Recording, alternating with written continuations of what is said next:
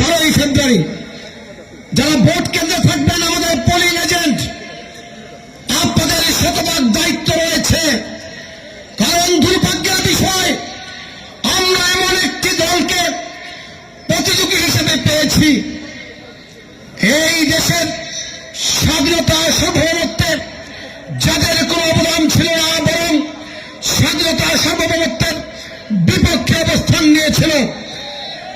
৭১ একদিকে ছিল দাসত্বের শৃঙ্খল, আর একদিকে ছিল স্বাধীনতার জন্য মুক্তির সংগ্রাম। ওরা দাসত্বের শৃঙ্খলকে সেদিন আলিঙ্গন করেছিল।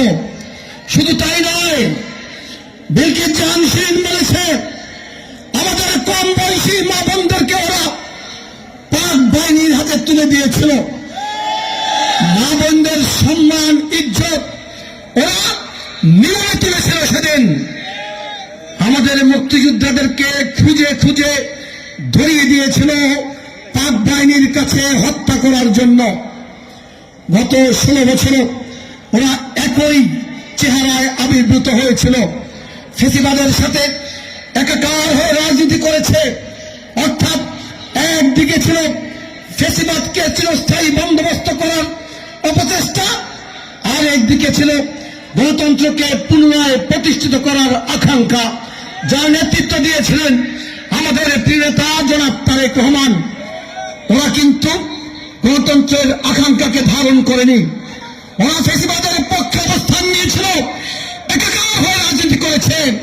আওয়ামী ফেসিবাদের সাথে বাংলাদেশের বিভিন্ন ছাত্র সংসদ নির্বাচনগুলোতে যারা ওদের প্রতিনিধি হয়ে নির্বাচন করেছে, প্রত্যেকেই ছাত্রলীগের সাথে একাকার হয়ে রাজনীতি করেনি। তাতে আমাদের আপত্তি ছিল না। আপত্তি হচ্ছে ওরা বলে সৎ লোকের শাসন চাই, আল্লাহর আইন চাই।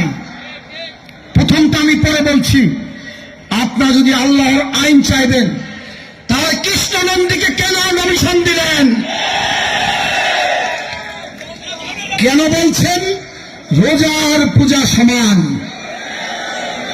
আমাদের হিন্দু ভাই বোনরা রয়েছেন, আপনাদের উদ্দেশ্যে বলছি, ভোটের আগে বাংলাদেশে এরকমের একাধিক দল রয়েছে, আপনাদের প্রতি তারা অতিমাত্রায় আগ্রহ দেখায়, ভালোবাসা দেখায়। আপনাদের চেয়ে আরো দ্রুত গতিতে গীতা পাঠ করে।